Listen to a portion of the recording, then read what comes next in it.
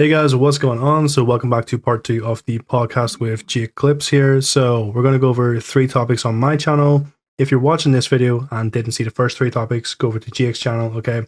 Video will be on there. We covered guild trader changes, inflation, and the crown store, okay? So what we're going to cover here is we're going to be looking at, was the sticker book a good idea? We're going to look at scribing as a whole and what that can mean for the game. We're going to look at how does Gold Road hold up compared to the other previous chapters. So first topic then, Jake, is do you think the sticker book was a good idea? So what's your opinion on that? If they didn't add the sticker book, I wasn't going to farm dungeons anymore. I felt like I had the worst luck in the world. I didn't know what was wrong with me. I felt like the odd duckling. I could not fathom farming a dungeon or a trial again. I mean, trials are a little bit better because you have more rolls to get specific items, but man, back in the day when you needed a specific dungeon set, it was painful without the sticker book. I do think the sticker book is a little bit different than like the, cross character achievements, but I think from the actual like curated drop perspective, I think that was essential. I also think it's very helpful to not make us store every set that could potentially ever become good again, knowing that we could transmute it and make it again. We don't have to be like, well, this set, is pretty decent, so I'm not going to get rid of it, because it's purple. I'll just hold on to it for forever in a box. Okay, yeah, fair. So, I guess I've got the niche different take, the hater take, right? So I really didn't like the sticker book when it came out at all. So reason for that was that, in my opinion, it came out too late, right? So this sticker book came out like, I don't know how many years, like probably 7 years into the game, right? I think that's fair to say. I don't know the exact dates, but roughly 7 years into the game's lifespan, sticker book released, okay? So every single person who had gone through that farming for 7 years, right, pretty much had their work sort of thrown in their face and their time was being wasted, right? Because they can now do what took them months in like a couple days, right? There's now people who can sell you a specific drop, so you don't actually have to farm a dungeon really at all, right? You can do like 2 runs, get the jewelry pieces, something like this, and then you can specifically pay someone to take you into a lobby where they will only ever drop the dagger of a set, say Kinraz, for example. People will unlock every Kinraz piece as a moneymaker, and then sell you a run of the dungeon, and they'll guarantee you're getting the dagger, okay? I don't like that. I think you should either farm your own stuff or it should be tradable to where you can buy it. I don't think there's any other in between, and that is like a niche moneymaker, and you're technically buying it, but I really don't like it. Banned moneymaker in too. The way that it is right now. Not allowed to talk about it. A lot of guild traders say that it's a banned moneymaker, and I can't post. If I make a video on it, I can't post it in certain discords that I'm in because they think it's a banned topic. Well, look, it's a core mechanic. I mean, I don't agree with those guys. I don't agree it should have been in the game in the first place, but the fact that it is in the game and this guy's put in the effort to make this a moneymaker, yeah, 100%. And it is actually really convenient for people who just do trials and don't care about the game, right? So I know I've personally bought runs for daggers because I don't care. I don't want to get like 14 different like runs, 15 different runs in this dungeon to maybe get a dagger. I just want to get like day one, get me the best stuff, get me out, DPS person. So I don't know why it would be banned at any rate. I think that's weird. They see it as an extension of buying runs, like buying a run through a dungeon or a trial. They consider it that. Which is weird because, like, to me, you're not. Who's gonna buy a run for Black Rose Prison? It's not like it's a hard dungeon to complete, Especially because you don't need it to even be completed on veteran. Like, you can complete it on normal to get these daggers and things. So it was a bit goofy. I understand why the rules are. They don't feel that you should pay anybody to carry you through any content. They felt as though any content carry was against their specific rules because they don't like people buying titles, achievements, and stuff like that, which I felt like that was always separate. To me, if you can complete a dungeon on normal and you're buying somebody to give you a drop from there, I mean, anybody could have completed that. You probably could complete it at level 3, you know, almost a normal dungeon where some of these things are dropping from. Yeah. So I agree with you in that they're completely different, right? If you're buying Godslayer, right, I think your achievement is meaningless. You get the cosmetic stuff, but you didn't earn it, so it just takes a lot away from it. And I think anyone who's been sold anything like that on Xbox anyway, there's a list of their names. Like everyone knows who they are. Everyone knows they bought their content. They don't get let on the trial teams because we know you're not good at the game. You just pay someone to make it look like you're good at the game. But that's completely different to doing a dungeon, right? In my opinion, because dungeons are simplistic, right? You don't have to do the hard mode to get a dagger.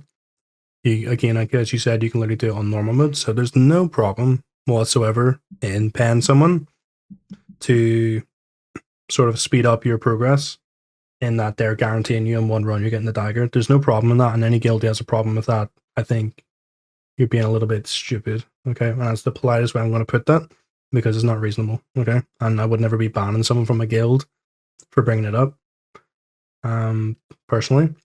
But I think on the actual topic, so I don't like that as a thing. I don't like that you can just be guaranteed something because you've done it so many times. You're guaranteed the thing, right? I don't like that. It takes away from people playing the game and the longevity of the game, whether the devs see that or not, whether people also see that or not. If I have to farm say, let me pick a Kinraz, okay? If I have to farm Kinraz, right, and there's no sticker book, and I'm in there for 2 weeks farming this set, when I get it, there's a big sense of reward. Other people won't have it. I'll be hitting harder than other people who aren't willing to be farming for it, right? And also, it then means that other people who have to farm who don't have a group of friends will have an easier time because there's a constant rotation of players who need to farm the set still, right? And also, I feel like lost my train of thought here.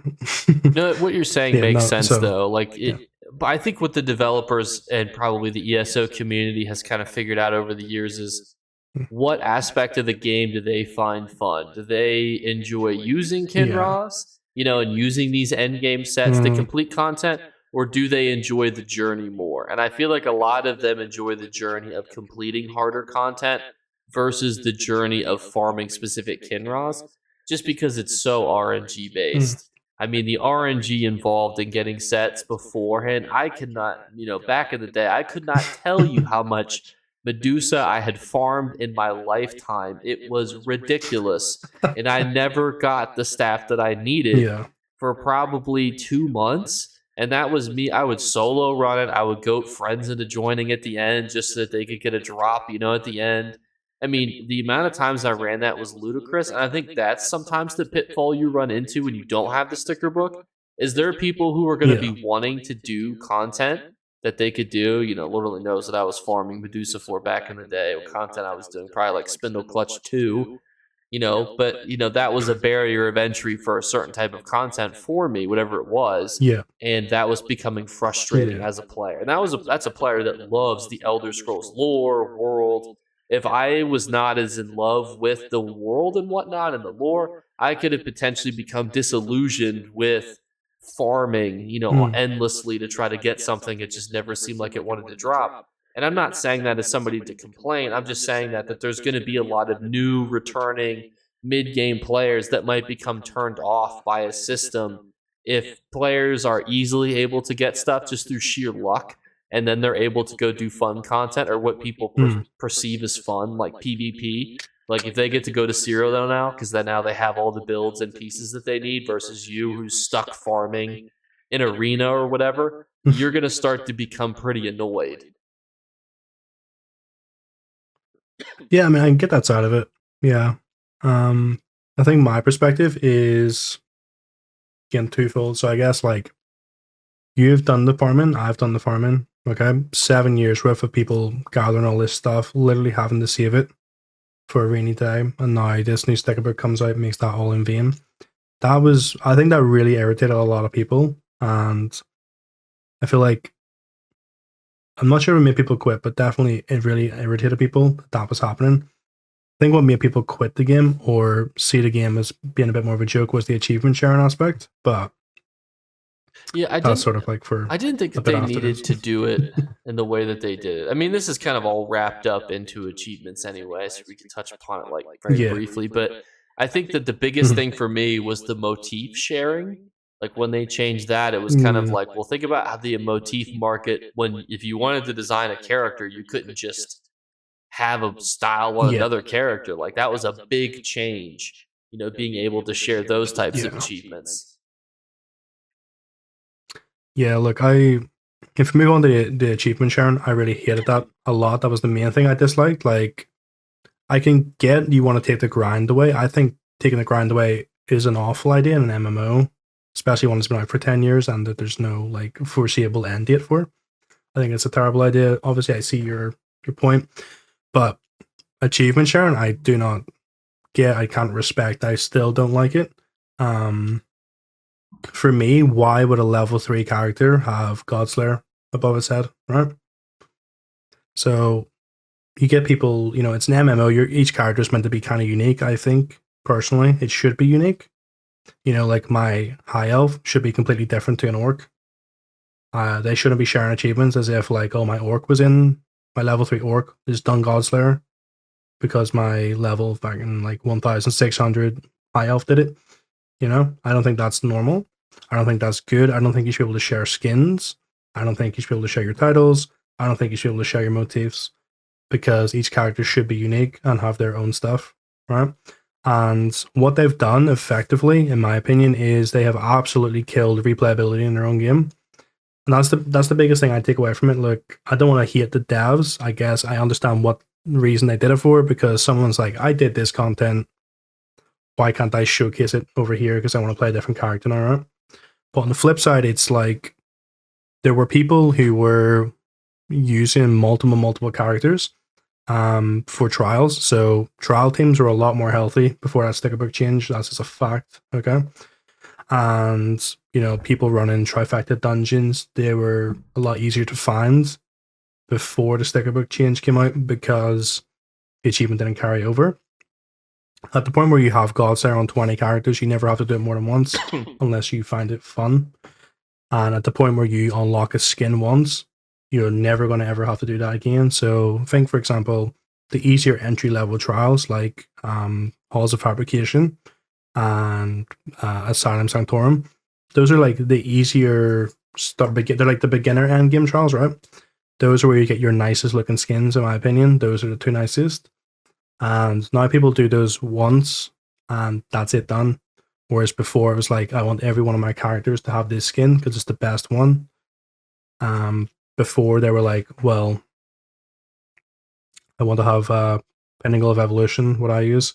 I want to have that on all my characters, so I need to go and do that again. And it just brings a lot more of the player base to actually be playing the game, and it helps other people want to play the game because they have people to play with. Right now, you really struggle on Xbox, especially EU. I don't know about your server.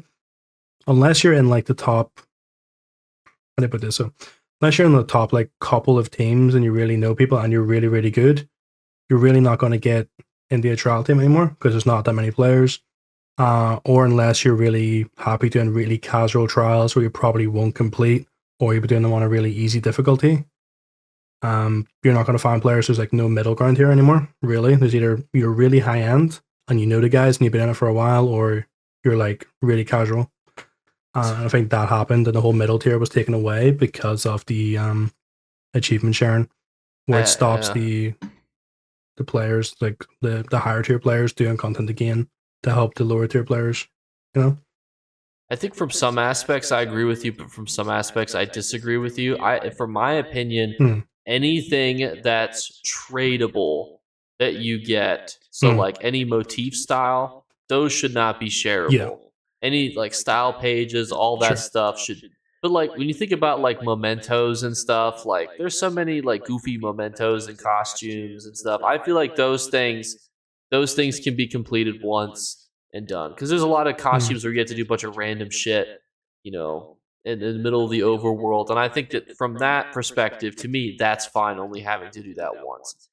I personally hear what you're saying about farmability and doing, different types of achievement runs. I actually think that achievements from that aspect should be account wide, especially because with the armory system, I can make my sorcerer into a tank, healer, DPS with a click of a button, stam, magicka. I can do that any of my classes that I have the armory system for. So with how easy it is to just use one character, I think the problem is not replayability because people want to do it on multiple characters. I think the overarching problem is just there needs to be more chase items in trials and dungeons. And we talked about that last week, so I know that could be a whole tangent upon itself. But to me, the problem is not the achievements, the skins, and the mounts. It's that there needs to be more of a reason to do specific types of content.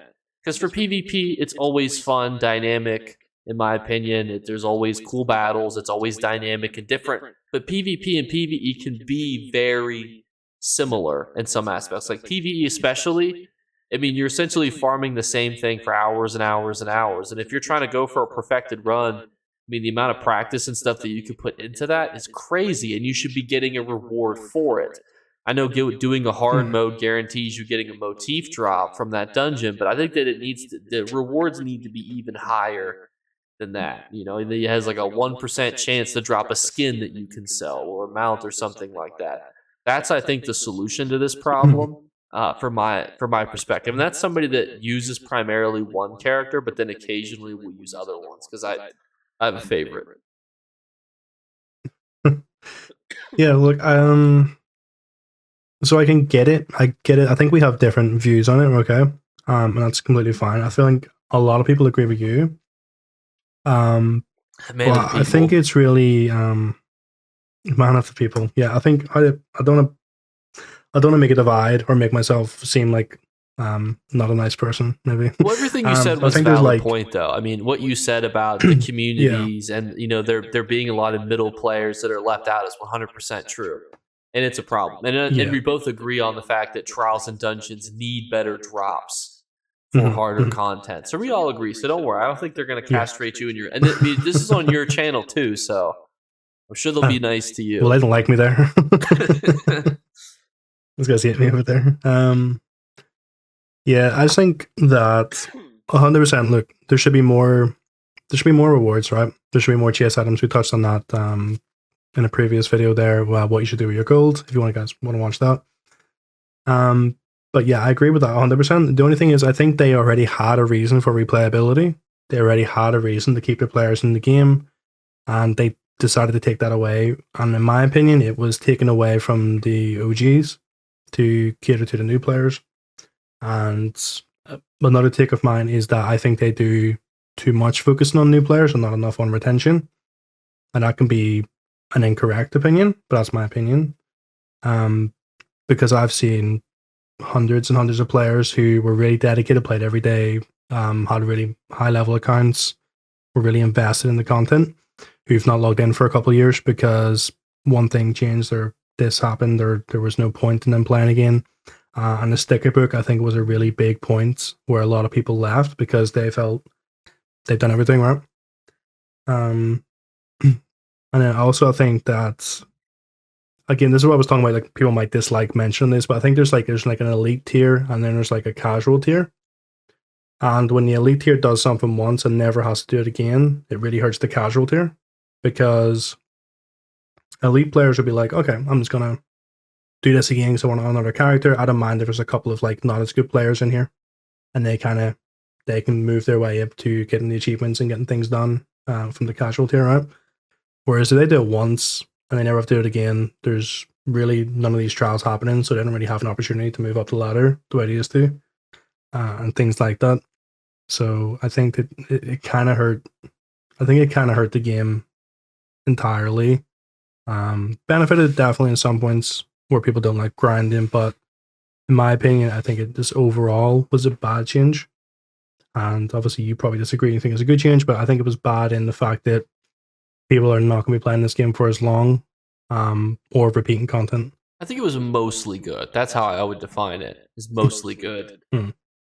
I mean, I don't think that you it's think mostly it's like the bad. worst update that they've ever done. And obviously, we have a whole section talking about how Do we you think not? that the Gold Road will compare to others. So we can talk a bit about that a bit later. Yeah, But I think that it was mostly good, is how I would kind of wrap up and classify it. I dislike that you can easily subvert having to buy stuff from the yeah, market, because I think that really devalued one of the best things yeah. that they had in the economy, which is motifs. But besides that, I like pretty much everything else. Don't hate me. So I do. Oh my. Yeah. So I'm the opposite. Where I think this was literally outside of when they caused glitches, right? Which they didn't intend to do. They just happened to do. Outside of when they caused glitches, this is the worst I think update that they knowingly released. Ooh. Okay, in my opinion. I mean, I don't know. I mean, I think so. You know, I mean, obviously there was the only other times I think people were so annoyed with them was when they made it so like in PvE everything was invisible, right? There was like a month where things would just go invisible, and then there was a time where things would just drop taunt. Those were irritating times. Really irritating time whenever what DLC was it? The one with the vampires. I don't know. I can't remember. The Hera Storm, the vampire, Western Skyrim, yeah. Greymore. Yeah, That's Western Skyrim. Whenever, yeah, Greymore. I don't know. Whenever the trial for that came out, right? At least on console, as soon as you got to the last room, your consoles would crash when the floor broke, and you would lose trifecta runs on a daily, right? It was so hard to get that trifecta, not because the dungeon was or the trial was hard, because the game would constantly crash. So, other than that, yeah, I definitely think Stickerbook was not good. Well, if that is what you feel about Anyway. the sticker book, what are your opinions about scribing? Because I'm curious to know what you think about that as an Wow. update. Yeah. So look, I'll be honest, okay? I am not the most informed on scribing, okay? But what I would say is that, look, like everything, 90% of this is going to be irrelevant, right? I don't mind to be a dick, but if you care about being meta, if you care about what is the best, if you care about things being actually good and viable, 90% of these combinations, right, directly in the bin. You don't have to worry about them. So there's really a very small skill set that's going to be coming into the game that is going to be usable on your classes. So I think it's not the biggest change in the world. I think it can be a good idea. It's unique, right? You're making your own skills do different things, but at the end of the day, it's gonna fall into a meta. Yeah, I see what you're saying. There is a meta, so it's like you're not really. I don't know how. Yeah, you're not really getting an option, right? There's gonna be a best, and you're gonna use the best. That's the way it's gonna be. So you're getting a handful of skills, whereas people think it's like, I think Neff has someone said this. It was like 6,000 possibilities.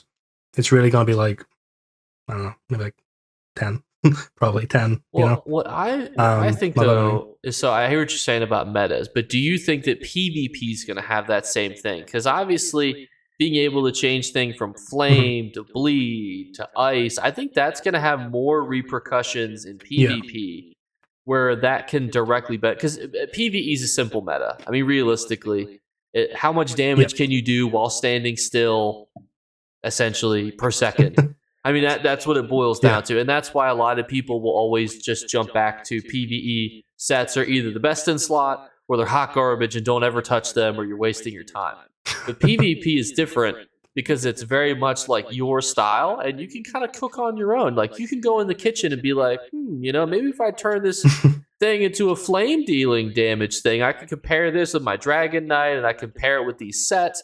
Or conversely, I can turn it into a frost damage, then I can pair it with my Frost Warden. I think that's where it's going to really shine. But my fear is that because we're changing so many skills for PvP, it's going to become a bit chaotic to know what's going on. Because with that and styling, which I know technically we're focusing on scribing, but we're already making things different colors and changing them around, and now we're also adding new effects to things that can become a little bit convoluted. Especially because I think that this is going to be like scrying, where each year they're like, oh, well, now you can edit, one more ability inside of your class or inside of this new world line or whatever.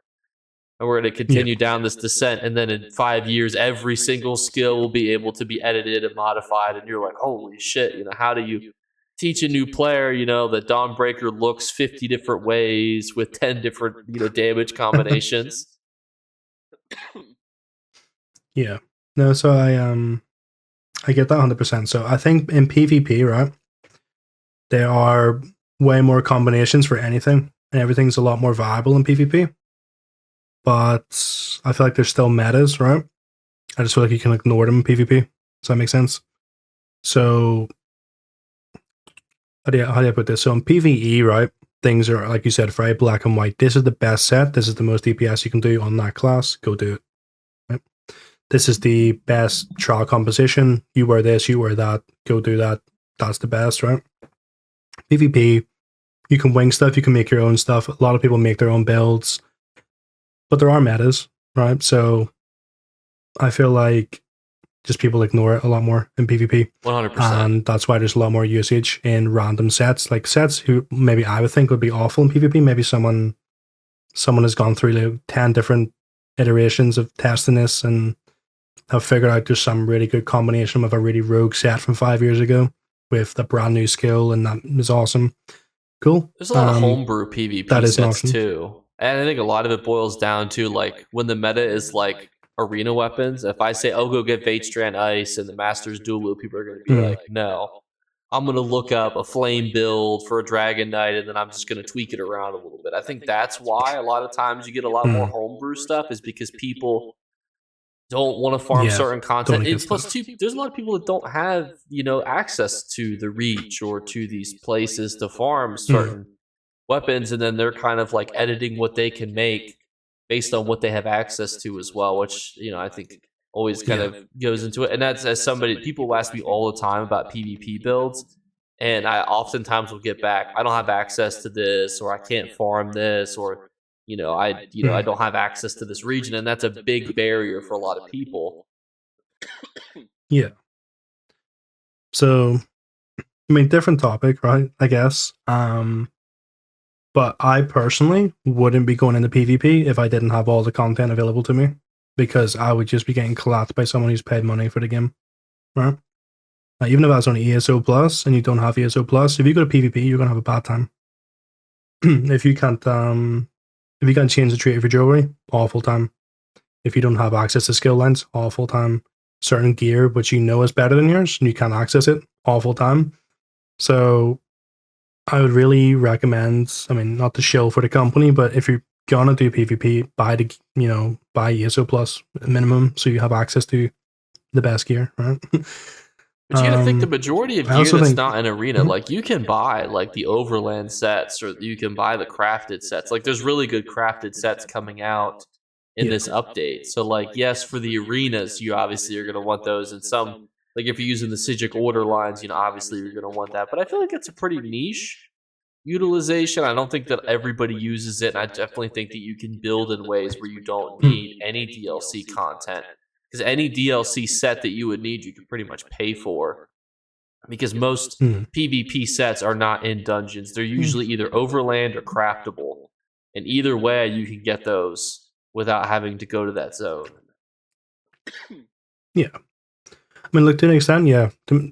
You can definitely edit your way around it. I just think that a lot of the times, especially the way that, ZeniMax likes to incentivize you to buy things with your money, the best is in the latest chapter and is behind you buying something.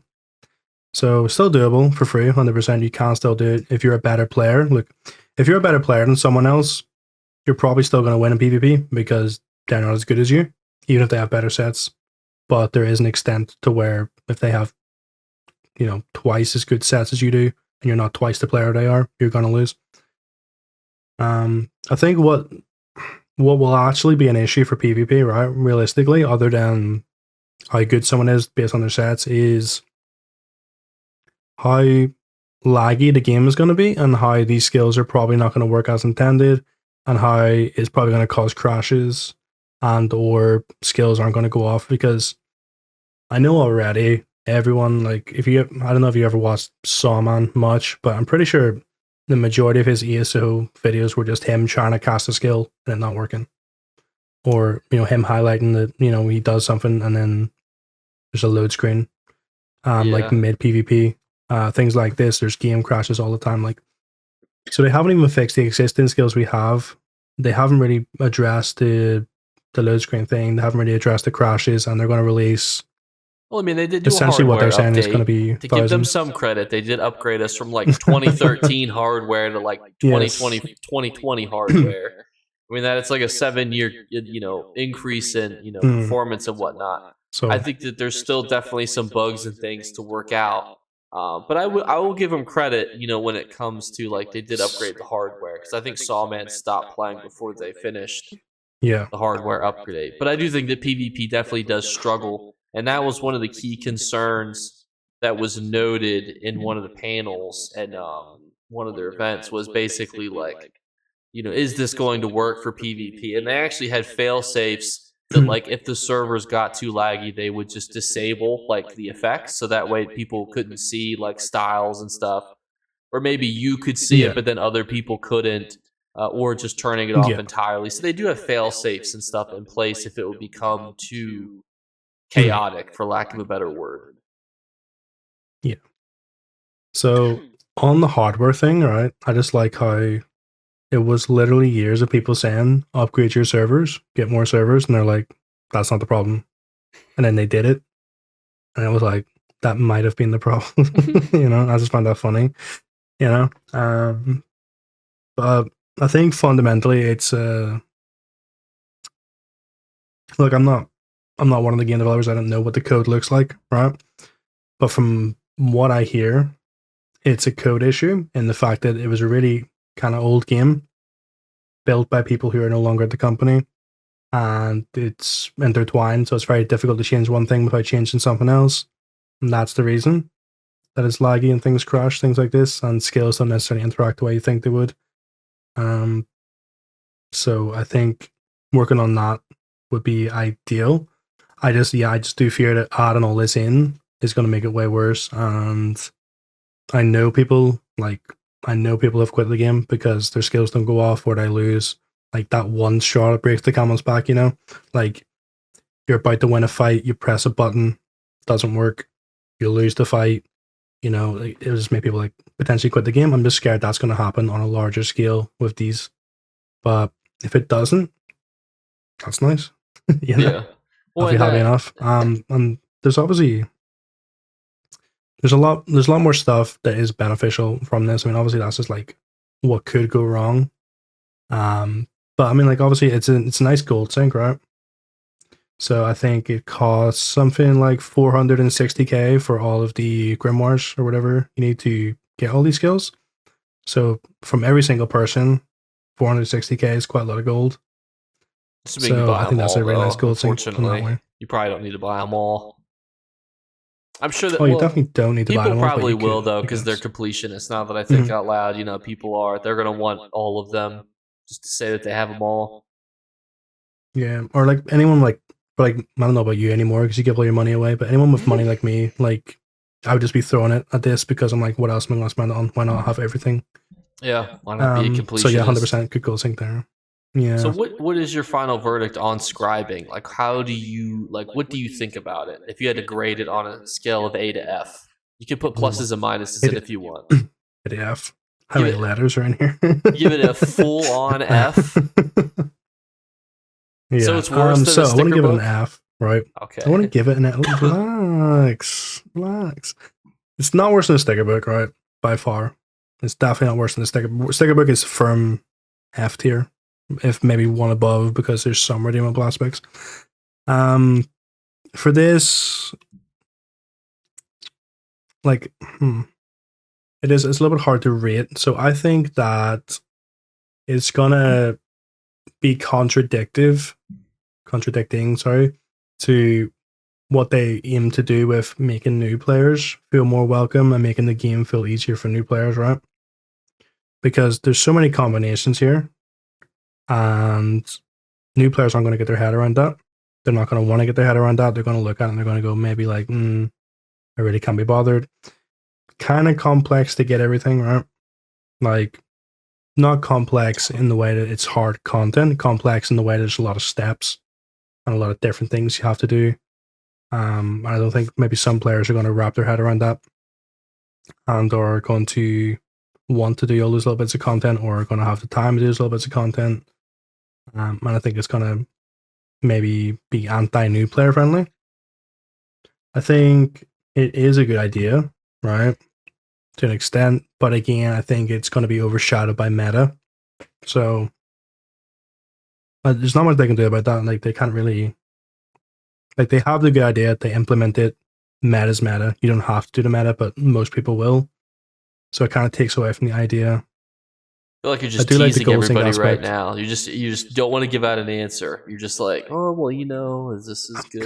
I'm going over everything. I'm going over. I'm giving you. Yeah, am I good? Am I bad? And I'll be like, bang, here's a letter for you, bud. In his head, he's still fixing the number. He's like honing in on D. It. What'd you say? I'll give it a D, probably. Like a D. Right? A D plus or just a D? A D tier, right? So it's below average. Just a D, right? I like that it's a gold sync, right? I like that there's incentive that you can do multiple pieces of content, but for how long that actually lasts to where these people are going to be doing the content, that's another thing to be sort of brought up and to be seen. I do really like styling, but that's different, right? So, well, that kind of it really, that perfectly goes into the next subject, though, because this is a part of the newest update. So, how would you put the Gold Road compared to the other DLCs that have been added, other chapters? How would you grade it versus the rest of them? Yeah. So it's not released yet. Well, not released for us on console because we're got 2 more weeks to think about. We're how we think about it. Yeah. So not released yet. So I haven't played it thoroughly. So my opinion is maybe isn't the most valid one. But from what I've seen in other videos and just looking at patch notes websites, like, I really like the theme of it, right? The color scheme, really nice. I like sort of the direction of going with it, the visuals, right? I'm enjoying that a lot. Enjoying the styling thing. The styling thing I think is a really good idea, a really nice idea. I hope they don't start locking that behind crown stores. Basically, although, like we were saying earlier in your section of the podcast, there's a balance. So you can release some styling stuff on the crown store, but don't make the best of the best on the crown store. Make some earnable. I think that's a nice aspect. I haven't played the new trial, but I'm a little bit worried about it in the fact that it's being trifected on day one. So obviously these guys were probably practicing on the PTS, things like that, but I don't think that's happened before. I don't know if you remember, but I don't think this has happened before where like literally within the first day it's been trifected, right? Or maybe I'm misremembering, but I don't think anyone's ever done like Planesbreaker first day, right? I'm sure that some people have for some of the older trials because they were just significantly easier and doing them on PTS, and then that translated so well to doing it on the whole, like the main servers. I definitely know that people have done these things relatively quickly, but day one, I'm not sure. I'm not sure. It'd be a shame if because basically you get one new trial a year, right? So it'd be a shame if it was too easy to the point where the trial teams just get that done in like a month, right? And then they've got 11 months of nothing really to do. Yeah. They go back to the Infinite Archive. So that's one thing. Sure. Scribe, obviously Scribing's coming out, right? So obviously there's good and there's bad with it. Yeah, well, look. I mean, if we're comparing that, I would say that's on par with the Mythic system, right? And on par with jewelry crafting, essentially, from these other jewelry crafting and scrying both Ds. Or are you saying as a chapter? No. Oh, okay. I would say this is like a similar kind of thing, right? And gotcha. It's sort of like it's something you're gonna need, right? It's necessary. You need it. In my opinion, you kind of need to craft jewelry to be competitive at any rate in PvE or PvP. You need mythics for the same sort of reason, generally, right? And I assume you're going to need scribing because some of these skills they're going to definitely make really good. So you have to pay your $50, whatever it is, for the chapter, right? They're not going to release something subpar, so you don't really need it. They're going to make it really good. So I think it's similar to that, in my opinion. Right?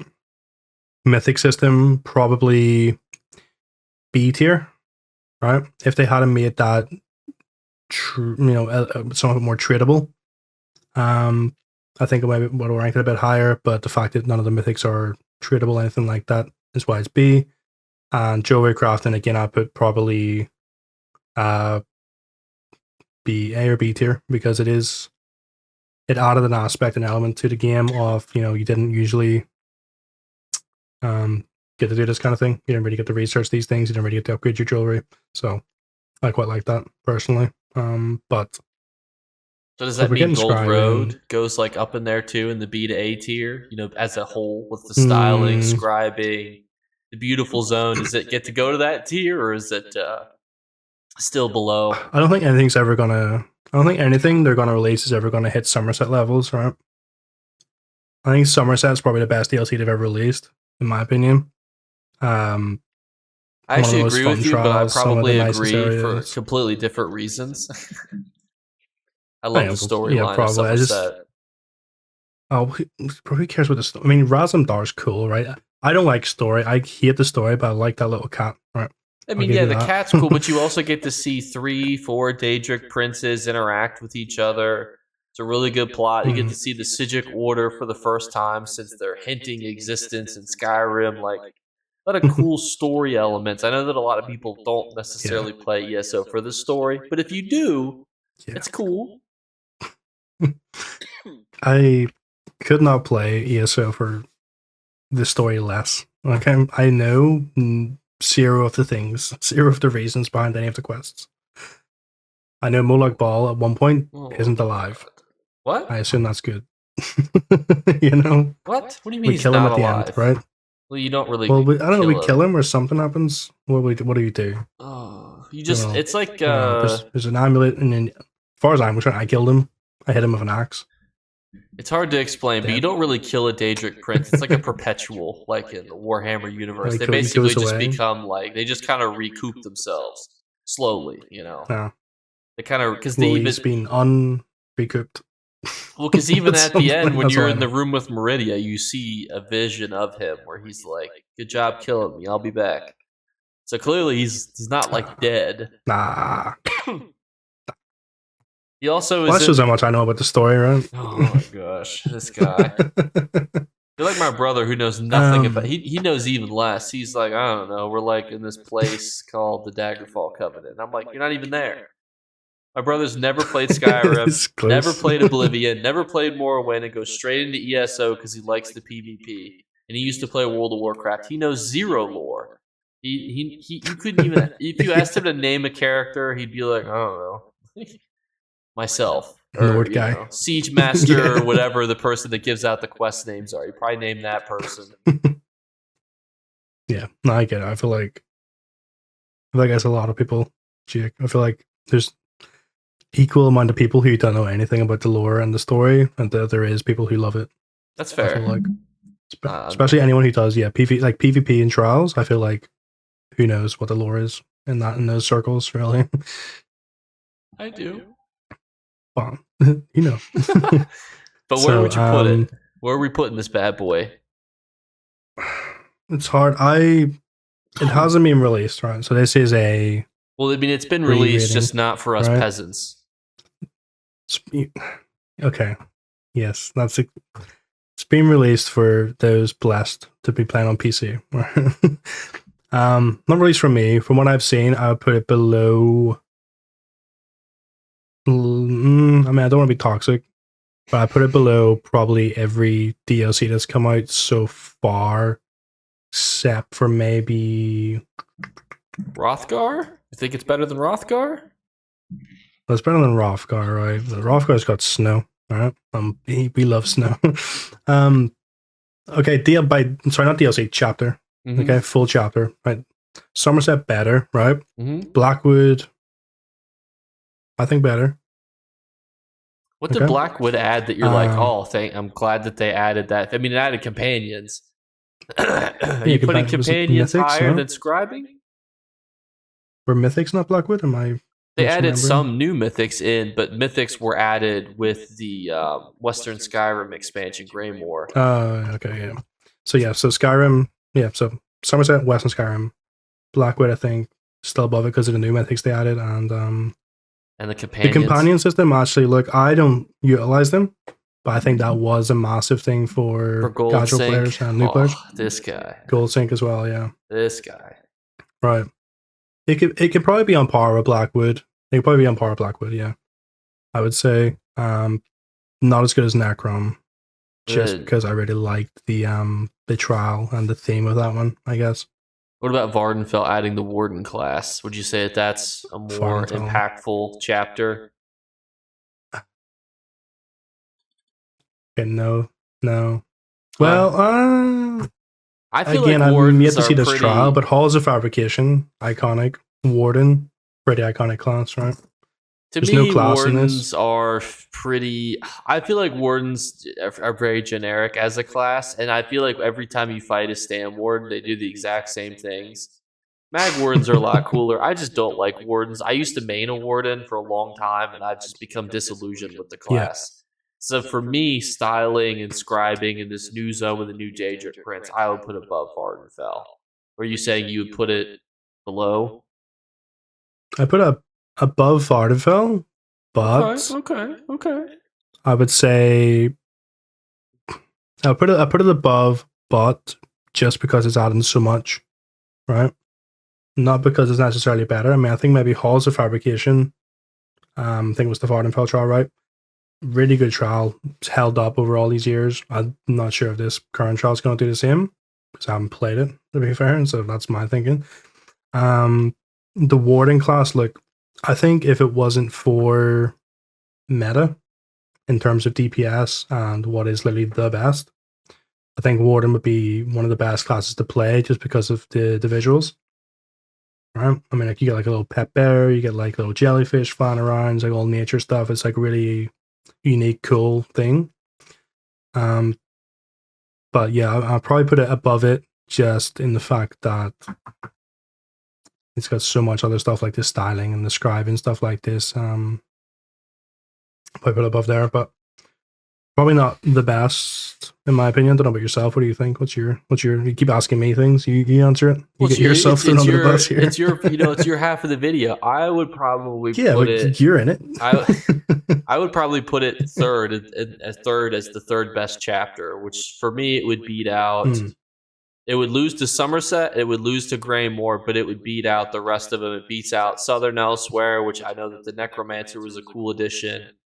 Fantastic. Love that, obviously. Arcanist, to me, awesome. It still loses out because, to me, you're adding systems that affect all of your characters versus one of your characters. And I love the Infinite Archive, and I think that I would probably put Necrom fourth. I do love companions too, and I think companions are awesome. I think that they're a great gold sink. I think Blackwood added a lot of new cool furnishings. I think that they added a lot of new cool mythics, and that's fantabulous. I would still probably put it fifth, and then the other ones just kind of fall in behind that.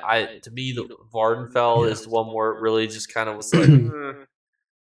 I like the Warden class, but even like, Clockwork City, it's like, do you consider Clockwork City a part of the Vardenfell expansion? Because I'm pretty sure that's where Halls of Fabrication was added through, not even technically Vardenfell. Yes. So it's like, who gets the credit, for this? Look, I'm not up in my lore anymore of when things were added to the game back then. Okay. Well, you have to go to a specific zone, to go to these places. Yeah. So if Clockwork City is part of the Vardenfell DLC, right, I think it's way better. I think technically it is. It's when they were doing that weird like Q2, Q4 switch where it was like you had two zones and then it was like, but you would like, it was technically a DLC, not a chapter, and they usually gave you the DLC for free if you like met this. There were weird times back then. Yeah. Yeah. Look, I would kind of agree with your ranking. I don't know if I would put Vardenfell at the bottom. I think I agree with your ranking, other than I would, instead of putting Gold Road third, I put it fifth and move the other two up. Right? I don't know if But- Hrothgar is technically a chapter. I don't think that it No, was I don't think so, considered right? one. So I would, because to me that would be the bottom. I think Maelstrom Arena was cool. I think the storyline was cool in Hrothgar, but if you Mhm. consider that a chapter, I would put that probably at the bottom. Some people consider Imperial City a chapter. People have very divisive opinions about that. I would still probably put the Imperial City above Vardenfell, just because of how unique it is as a concept, a PvE/PvP zone, new currency. To me, that's a little bit better. But it also kind of depends if you're including Clockwork City and some of those other places in addition to Vardenfell. Is if Vardenfell is all you're taking on its surface, I mean, that was kind of their first foray into this chapter stuff. And it's really just a new class, which to me, I just don't like a whole lot. And then, you know, a zone that's, you know, pretty neat. I mean, I do like the story. But as far as like things that affect all of my characters, like jewelry crafting, mythics, styling, scribing, it just doesn't have those. Yeah. Yeah, no, true. I tend to agree. I just think, yeah, no, I agree. I think I just put the Gold Road a little bit lower, but again, if I could play it and love it and then move it up, right? You do But follow from video. what I've seen pre-release, I was wrong. Yeah. Gold Follow Road is video the at some S point. plus tier expansion. Maybe that could be a good video Well- for you. Put all the DLCs and chapters into a tier list. I did that like 2 years ago, and that video still gets views because I think so many people are curious, like which dungeon packs are good, which chapter packs are good, and obviously my ratings now would be totally different just because certain mechanics have stood the test of time. But be a good video for you. Yeah, potentially just get people to hit on me in the comments from that one as well. Love it. Oh yeah, you'll Just get you'll disagreeing get some slightly. It's comments. like, You just have, ridiculed. I remember I put one dungeon in the F tier just because I hated the hard mode mechanics, and people were like, "That's a dumb reason to put something in the F tier," and I was like, "No, it's not." Was it Fang Lair? It was Fang Lair. I'm pretty sure it was Fang Lair, and that was because I was actively farming Fang One of the Lair, and I best. wanted to blow my brains out. Oh yeah, no, I think it's literally one of the best dungeons. It's so good, but I understand why, because those ghosts give everyone such a hard time. I mean, the rest of the dungeon's Like, they fine and fair, and if spawn it out of was the just if there was no weird hole in the wall mechanics, I'd be fine with it. that's the one thing everyone hates. Yeah. Well, because even like I Depths think- of I think it was Malatar, good, you can yeah. cheese the hole in the wall mechanics by going behind them. Hmm. Yeah, there's like a corner. It's Hide in like top back left corner as you go into the room. You just hide there and then skip content more or less. Yeah. But yeah, yeah. So I think that's pretty much everything wrapped up then. So we discussed sticker book, we discussed scribing, where we think the Gold Road chapter is going to compare to other ones, and obviously, guys, if you haven't seen the first three, again, go over to Jake's channel where we talk about the guild trader changes, inflation, and why the economy is different on different platforms, and also just a general discussion around the current store. Okay. Anything else you want to add, Jake? No, I think we've covered 6 full topics. We recorded your second, just so the viewers know. So right now it's like 7 p.m. for me. It's probably like 6 a.m. for you. You're just staying awake while we try to record and get through all of this. Yeah, it's only 1 a.m. It's Probably fine, starting but to it's, sway, it's a with your Wednesday. eyes glazed over. I'm all right. I'll just drink Monster at 1 a.m. It's fine. But yeah, no, that's everything. So yeah, hopefully you enjoyed the video. If you did, remember to leave a like, subscribe, check out Jake's channel, check out the other video on his channel, and we'll see you in the next one. Bye, guys.